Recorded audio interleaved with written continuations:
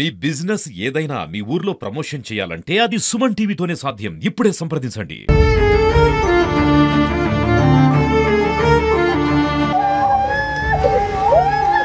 నమస్తే, welcome to Suman TV Warangal. నేను మీ Swathi Bachu.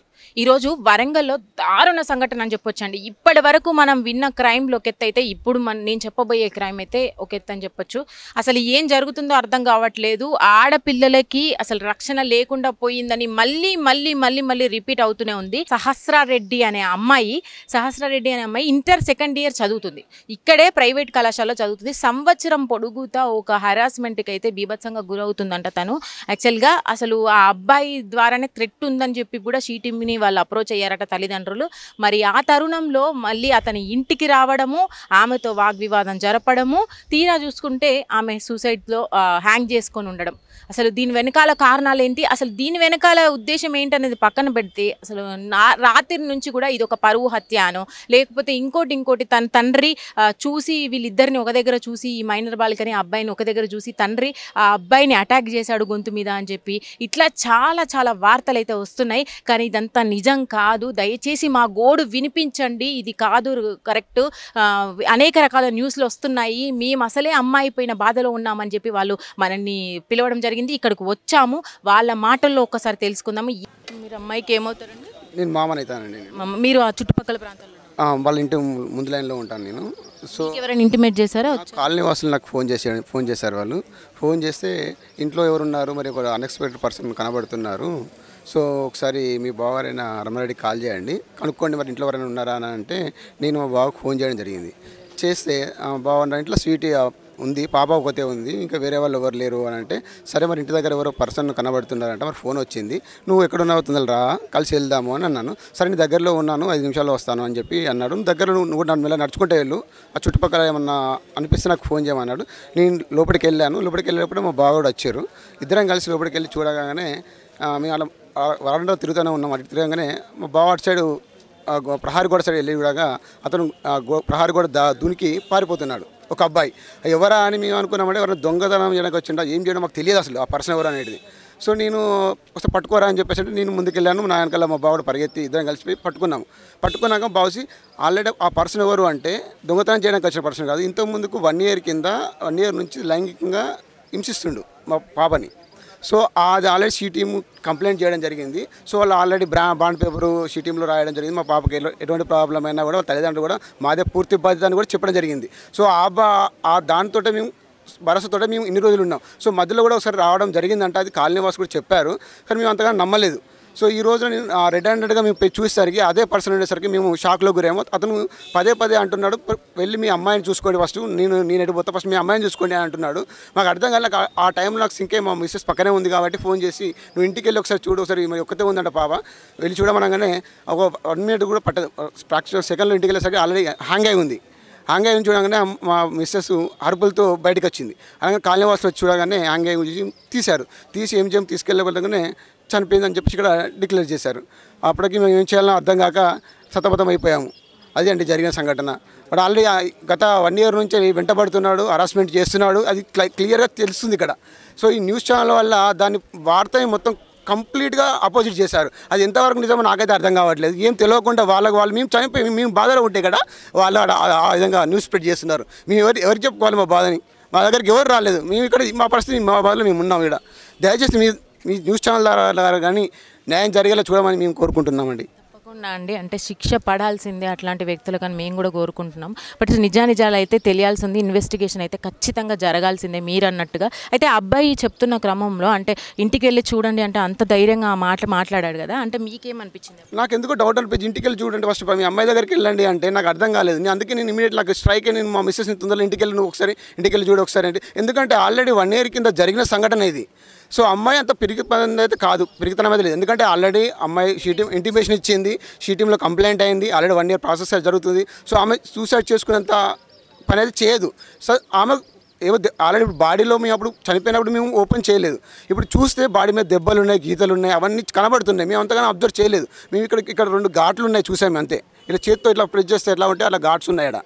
So మేము ఏం చేయలేకపోయినాం, మాకు తెలియలేదు. ఇప్పుడు చూస్తే తెలుస్తుంది హత్య జరిగినట్టు అనిపిస్తుంది ఆలోచన చూస్తే.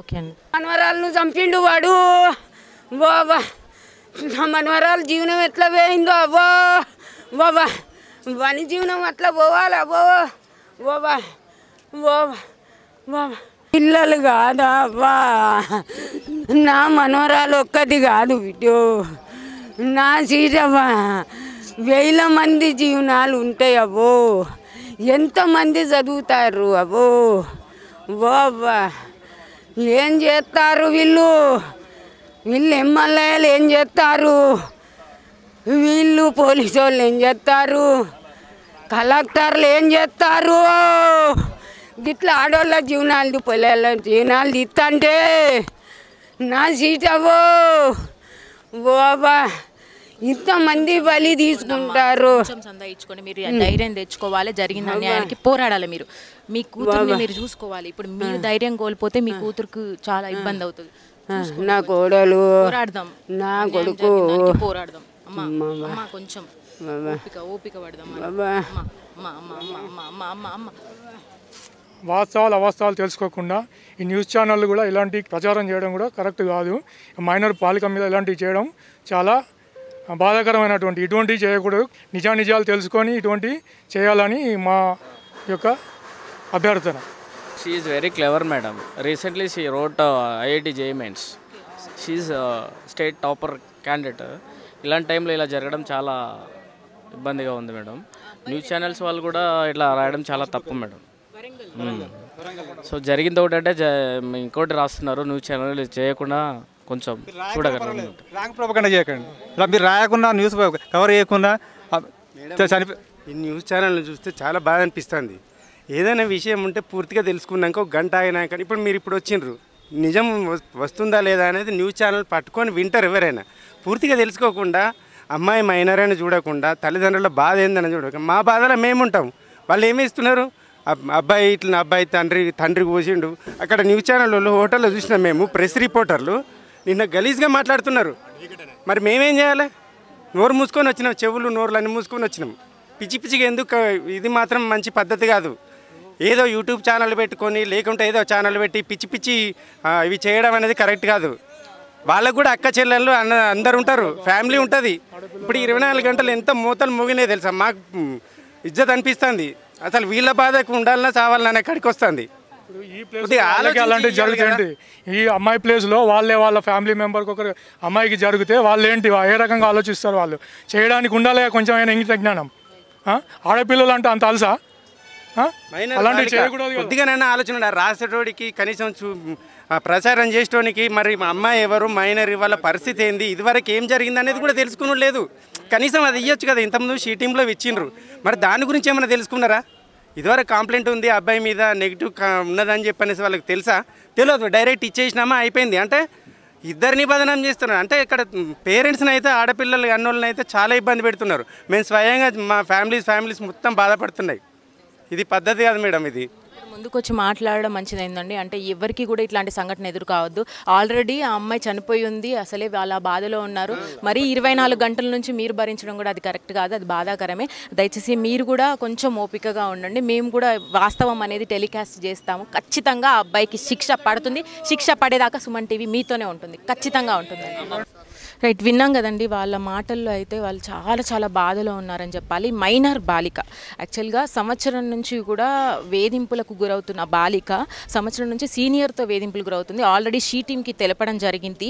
ఈ క్రమంలో ఇన్ని రోజుల తర్వాత కూడా మళ్ళీ ఇంటికి రావడం, అతను అంత స్వేచ్ఛగా రావడము, మళ్ళీ అటాక్ చేయడానికి ప్రయత్నించడము, అప్పుడే బయట వాళ్ళు చూసి వాళ్ళకి తెలియజేసి అక్కడికి చేరుకునే లోపే అతను వెళ్ళిపోతున్న క్రమంలో వీళ్ళని పట్టుకోవడానికి వీళ్ళందరూ ఉంటే ఆ అమ్మాయి అక్కడ హ్యాంగ్ అయిపోయి ఉండడం, అసలు హ్యాంగ్ కారణాలు ఏంటైతే తెలియాలి. బట్ నాకు ఒక విషయం అర్థం కావట్లేదంటే, దీంట్లో ఒక అబ్బాయి అంత దారుణంగా బిహేవ్ చేయడం, అంత పైచాచికత్వం చూపించడము, అమ్మాయిని చూసుకోపోండి అనే అంత ధైర్యంగా అబ్బాయి చెప్పాడు స్టేట్మెంటు అంటే ఎన్ని రోజులుగా ఇది ప్లాన్ ప్రకారంగా జరుగుతుంది? మరి మర్డర్ అటెంప్టా ఇది, లేదంటే ఆత్మహత్యనా? ఇంకా తెలియాల్సి అయితే ఉంది. బాడీ మీద మాత్రం గుర్తులున్నాయని అయితే వాళ్ళు వాపోతున్నారు. చూసే సంఘటనలను బట్టి చూసుకున్నట్టయితే ఖచ్చితంగా ఇందులో ఒక మిస్టరీ ఉందనేది అయితే అర్థమైపోతుంది. మరి ఆ అబ్బాయి ఏమైపోయాడు? ఇప్పటివరకు కూడా కేయూ పోలీస్ స్టేషన్లో వీళ్ళు కంప్లైంట్ ఇవ్వడం జరిగింది. మరి ఇన్వెస్టిగేషన్ స్టార్ట్ చేశారా లేదా? అమ్మాయికి న్యాయం జరుగుతుందా లేదా? రిపీటెడ్గా అమ్మాయిల విషయంలోకి వస్తే ఇప్పుడు పరువు హత్యలు అనే ఒక మాట వదిలేస్తున్నాం కానీ దాని వెనకాల అసలు అమ్మ నాన్న వాళ్ళ వాయిస్లు విన్నట్టయితే చూసుకున్నట్టయితే గొంతు మీద అటాక్ చేస్తే కనుక అక్కడే ఇమీడియట్గా అరెస్ట్ చేయాల్సి ఉంటుంది పోలీసులు. మరి వాళ్ళ తండ్రి ఇక్కడే ఉన్నాడు. మరి వార్తలలో కానీ ఎక్కడెక్కడ న్యూస్లలో కానీ ఇది రిపీట్ అవ్వడం వాళ్ళని చాలా బాధిస్తుందండి. అసలు అమ్మాయికి ఏం జరిగిందనేది దయచేసి ఇంకా తెలియాల్సి ఉంది, తెలుసుకుందాం, ఆగండి. అలాగే ఆ అబ్బాయిని వదిలే ప్రసక్తే లేదు. ఆ అబ్బాయి మైనర్ బాలిక విషయానికి రావడం ఒకెత్తైతే ఆ అబ్బాయి చేసే సంఘటనలు కానీ దృశ్యాలు కానీ అని చూసుకున్నట్టయితే ఫోన్స్లలో కూడా చాలా చాలా విపరీతమైన ఫొటోస్ ఉన్నాయని అయితే వీళ్ళే ఇప్పుడు అంటున్నారు. షీ టీమ్స్ కూడా మనం ఎంక్వైరీ చేయాలి. ఇప్పుడు అసలు అంత దుర్మార్గమైన వ్యక్తిత్వం ఉన్న అబ్బాయి ఇట్లాంటి సమాజంలో తిరుగుతున్నాడు అంటే ఇప్పుడు వీళ్ళ కూతురుకి అయింది, రేపు ఇంకొక అమ్మాయికి అవుతుంది. మైనర్ బాలికే అయి ఉండొచ్చు, మేజర్ కావచ్చు. ఇదైనా కూడా మన సొసైటీలో అంత మంచిదా? మరి రిపీటెడ్గా ఇవన్నీ జరుగుతున్నప్పుడు మనము అవేర్నెస్ దేనికి ఇవ్వాలి, అసలు జరిగిన దాన్ని ఎలా చూపించాలి అనేది ముఖ్యం అనేది అయితే నా ఉద్దేశము. ఇప్పుడైతే వాళ్ళ వాయిస్లోనే ఇక్కడ దాకా వచ్చి వాళ్ళ వాయిస్ వినిపించాలి. 24 గంటల్లో చాలా రకమైన వార్తలు వస్తున్నాయి. తండ్రే గొంతు కోసాడు అబ్బాయిది, అందుకనే ఆ అమ్మాయి సూసైడ్ చేసుకుంది, ఇలాంటివి చాలా వింటున్నామండి. అదంతా కూడా కరెక్ట్ కాదు. ఇప్పుడే వాళ్ళ మాటల్లో అయితే విన్నాం కదా. ఇదంతా కొంచెం తేలాల్సి ఉంది. ఇన్వెస్టిగేషన్ తర్వాత మీకు నేను అప్డేట్ ఇస్తాను. దయచేసి ఈ ట్రోల్స్ కానీ ఈ పరువు హత్యలు అనేవి ఆపేయండి. వాళ్ళ మాటల్లో మీరు విన్నారు, మళ్ళీ వినండి. కాకపోతే వాళ్ళతోనే చెప్పించాను. దయచేసి వెయిట్ చేయండి. ఎవరు కూడా తప్పుడు వార్తల్ని రాయకండి. ఇప్పటికీ వాళ్ళ బాధలో ఉన్నారు. మైనర్ బాలిక, కొంచెం అర్థం చేసుకోండి. మన ఇళ్ళల్లో కూడా ఒక అమ్మాయి ఉంటుంది, వాళ్ళ బాధ కూడా అదే. దయచేసి మేము అప్డేట్ ఇచ్చే వరకు ఆగండి.